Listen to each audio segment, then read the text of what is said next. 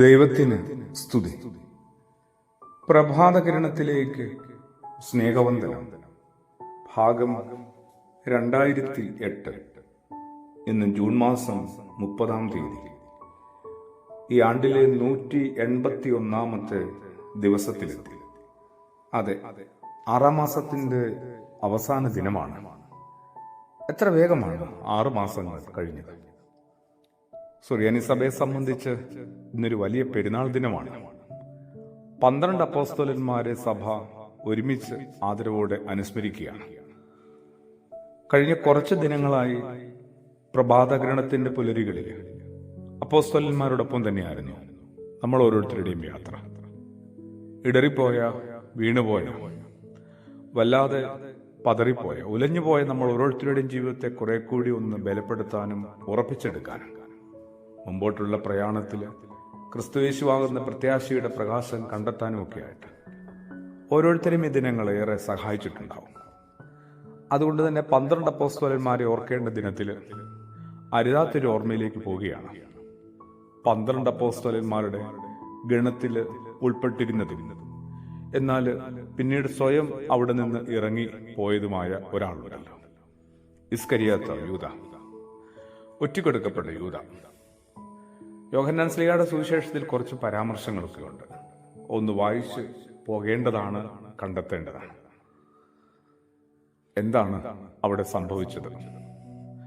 ഒരു പ്രമുഖ സ്ഥാനമൊക്കെ ഉണ്ടായിരുന്നു യൂദായ്ക്ക്. അതും അവരുടെ ഒരു ട്രഷറർ സ്ഥാനമാണ്, ഖജാൻജിയുടെ സ്ഥാനമാണ്, പണസൂക്ഷിപ്പുകാരന്റെ സ്ഥാനം. കഴിവും പ്രാപ്തിയും ഒക്കെ ഉള്ള ഒരാൾക്കാവുമല്ലോ അത് കിട്ടുക. തുടക്കത്തിലൊന്നും പാളിപ്പോയ ആളല്ല.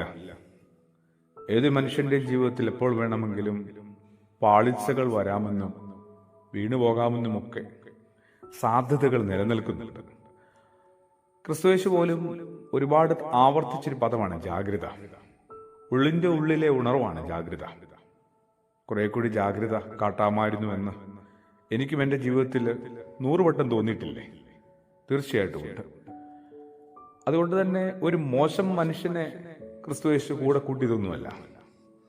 അവന്റെ ജീവിതത്തിൽ എപ്പോഴോ കയറിക്കൂടിയ ഒരു ഇരുളിന്റെ ഇടപെടലാണ്.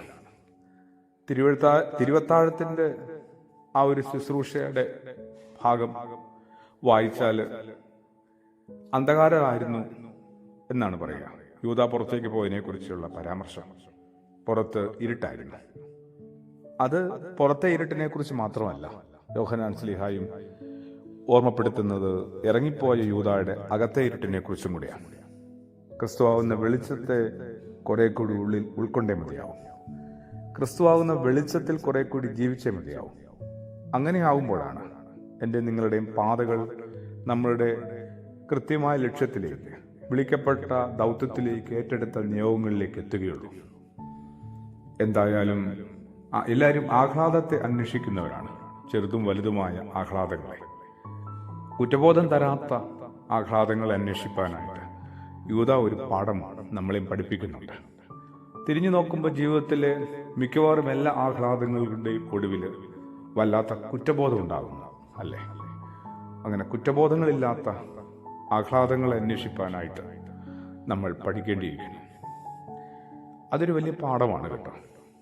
പിന്നെ ഈ ആഹ്ലാദങ്ങളെ നമ്മൾ അന്വേഷിക്കുമ്പോൾ അത് നിലനിൽക്കുന്ന ആഹ്ലാദങ്ങളെ അന്വേഷിക്കട്ടെ. അതിങ്ങനെ വളരെ നൈമിഷികമായ, ഇങ്ങനെ വിടരുകയും പൊഴിയുകയും തളരുകയും ചെയ്യുന്നില്ല. നിലനിൽപ്പുള്ള കാര്യങ്ങളിൽ ഒരു ആഹ്ലാദം കണ്ടെത്താനായിട്ട് നമ്മളും പരിശീലിക്കട്ടെ. അതല്ല എങ്കിൽ 12 കൂട്ടത്തിൽ ഒരു കാലത്ത് ഉൾപ്പെട്ടിരുന്നു സുവിശേഷങ്ങളൊക്കെ ആ പട്ടികയിൽ ചേർത്ത ആളുടെ പിന്നെ പട്ടികയ്ക്ക് വെളിയിൽ പോകുന്നു. ആരും ഓർക്കുന്നതേയില്ല. വളരെ മോശപ്പെട്ട ഒരു മനുഷ്യനായിട്ട് മുദ്ര കുത്തപ്പെടുന്നു. സങ്കടമുണ്ട് കേട്ടോ. ഏതൊരു മനുഷ്യന്റെയും ജീവിതത്തിൽ സംഭവിക്കാവുന്ന വീഴ്ച തന്നെയാണ്. സ്വന്തം ജീവിതം കൊണ്ട് നമ്മളെ ചില പാഠങ്ങൾക്ക് പഠിപ്പിക്കുന്നുണ്ട്. അതുകൊണ്ട് അനർഹമായ ഇടങ്ങളിൽ നിന്ന്, അർഹതയില്ലാത്ത ഇടങ്ങളിൽ നിന്ന് ആഹ്ലാദങ്ങളെ തിരയാതെ ഇരിക്കുക, ആഹ്ലാദങ്ങളെ പെറുക്കിയെടുക്കാതിരിക്കുക. പിന്നെ നിലനിൽക്കുന്ന സന്തോഷങ്ങളെ പിന്തുടരാനായിട്ട് പഠിക്കുക. ഒപ്പം കുറ്റബോധം തരാത്ത ഇടങ്ങളിൽ നമ്മൾ ഇടപെടുക. അങ്ങനെ പരിശുദ്ധനായ അപ്പോസ്തലന്മാരായ 12 സ്ലീഹന്മാരുടെ ഈ ശ്രേഷ്ഠമായ ഓർമ്മ പെരുന്നാളിൽ നമുക്ക് ഓരോരുത്തർക്കും കുറെ കൂടി ക്രിസ്തു യേശുവിന്റെ സുവിശേഷത്തിലേക്ക് എത്താം. അങ്ങനെ ക്രിസ്തു യേശുവിന്റെ സുവിശേഷത്തിലൂടെ അവന്റെ ഉത്തമ ശിഷ്യന്മാരായിരിക്കാനായിട്ട് നമുക്ക് പരിശ്രമിക്കാം, പ്രാർത്ഥിക്കാം, ഒരുങ്ങാം. ആമേൻ.